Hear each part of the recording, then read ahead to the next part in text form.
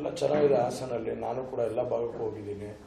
ಈಗ ಎಲ್ಲ ಕಡೆನೂ ಒಂದು ಒಳ್ಳೆ ವಿಶ್ವಾಸ ಇದೆ. ನೆನ್ನೆ ಇಸ್ಲೂರು ಹತ್ರಗೂ ಹೋಗಿದ್ದೆ, ಜಾವಗಲ್ಗೂ ಹೋಗಿದ್ದೀನಿ.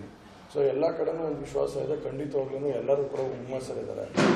ಇಬ್ಬರು ಕಾರ್ಯಕರ್ತರು, JDS ಹಾಗೂ BJP ಕಾರ್ಯಕರ್ತರು ಎಲ್ಲರೂ ಕೂಡ ಹುಮ್ಮಸ್ಸಲ್ಲಿದ್ದಾರೆ. ಕೆಲಸ ಮಾಡ್ತೀವಿ ಅಂತೇಳಿ ನಾವು ಖಂಡಿತವಾಗ್ಲೂ ಒಳ್ಳೆ ಲೀಡಲ್ಲೇ ನಮ್ಮ ಪಕ್ಷ, ನಮ್ಮ ಎರಡು ಮೈತ್ರಿಕೂಟದಲ್ಲಿ ಎಲ್ಲ ಅಂತ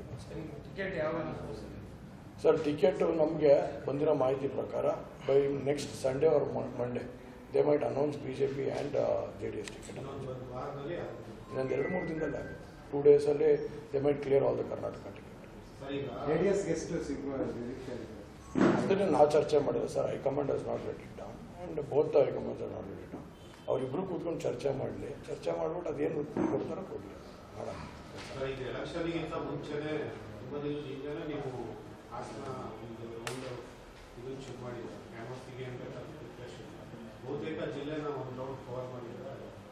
ಈಗಾಗಲೇ ಸರ್ ಒಂದು ರೌಂಡ್ ಪೂರ್ತಿ ನಾನು ಎಲ್ಲ ಕಡೆನೂ ಎಲ್ಲ ಪಂಚಾಯತಿಗೂ ಹೋಗುವಂಥ ಕೆಲಸ ಮಾಡಿದ್ದೀನಿ. ಪ್ಲಸ್ ಜೊತೆಗೆ ಆಗ್ಲೇ ಹಲವಾರು. ಮುತ್ತಣ್ಣ ಪೂಜಾ ಸಮಗ್ರ ಕೃಷಿ ಮಾಡಿ 37 ಎಕರೆಯಲ್ಲಿ 1 ಕೋಟಿ ಗಳಿಸ್ತಿದ್ದಾರೆ. ನೀವು ಕೂಡ ಅವರಿಂದ ಕಲಿಬೇಕಾ? ಅವ್ರ ಜೊತೆ ವಿಡಿಯೋ ಕಾಲ್ನಲ್ಲಿ ಮಾತಾಡಬೇಕಾ? ಈಗಲೇ ಫ್ರೀಡಮ್ ಆ್ಯಪ್ ಡೌನ್ಲೋಡ್ ಮಾಡಿ. ಹಳ್ಳಿಗಳಿಗೂ ವಿಸಿಟ್ ಮಾಡಿದ್ದೀನಿ ಈಗಾಗಲೇ. ಈಗ ಎಲ್ಲ ಕಡೆ ವಾತಾವರಣ ಭಾಳ ಚೆನ್ನಾಗಿದೆ. ಒಂದು ರೌಂಡ್ ಕ್ಯಾನ್ವಸ್ ಕೂಡ ಆಗಿದೆ ನಮ್ಮದು.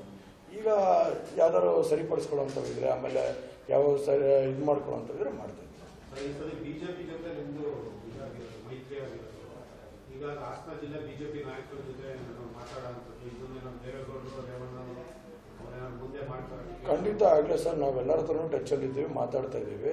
ಅದನ್ನು ಕೂಡ ವಿಶ್ವಾಸಕ್ಕೆ ತಗೊಂಡು ಎಲ್ಲರನ್ನೂ ಕೂಡ ವಿಶ್ವಾಸಕ್ಕೆ ತಗೊಳ್ಳೋಂಥ ಕೆಲಸ ಮಾಡ್ತೀವಿ. ನಿನ್ನೆನೂ ಕೂಡ ಭಾಳಷ್ಟು ಜನ ನಾಯಕರುಗಳಿಗೆ, BJP ನಾಯಕರುಗಳಿಗೆ ಅವರು ಕೂಡ ಕರೆ ಮಾಡಿದ್ದಾರೆ, ಯಾವ ಥರ ಮಾಡಬೇಕು, ಏನು ಮಾಡಬೇಕು ಅಂತ.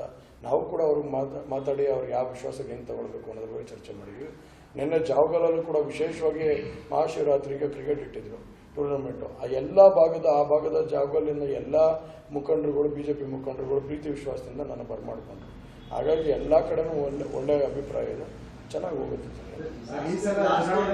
ಎದುರಾಳಿ ಅಭ್ಯರ್ಥಿ ಮತ್ತು ಪಕ್ಷ ಅದನ್ನು ಯಾವ ಥರ ಪರಿಗಣಿಸ್ತೀರಾ? ಹೆಂಗೆ ಫೇಸ್ ಮಾಡಕ್ಕೆ ರೆಡಿ ಇದೀರಾ ಸರ್? ತಾವು ಹಾಲಿ ಇದೀವಿ. ನಾನು ಅದ್ರ ಬಗ್ಗೆ ಏನು ಚರ್ಚೆ ಮಾಡೋಕ್ಕೆ ಹೋಗಲ್ಲ ಸರ್. ಈಗ ಕೆಲಸ ಮಾಡಿರೋರು ಬಂದರೆ ಅವಾಗ ಮಾತಾಡ್ಬೋದು. ಕೆಲಸ ಮಾಡ್ದೇ ಸುಮ್ಮನೆ ಓಡಾಡ್ಕೊಂಬರೋರಿಗೆ ನಾನೇನು ಮಾತಾಡಲಿ? ಈಗ ಅದ್ರ ಬಗ್ಗೆ ನಾನು ಚರ್ಚೆ ಮಾಡೋದು.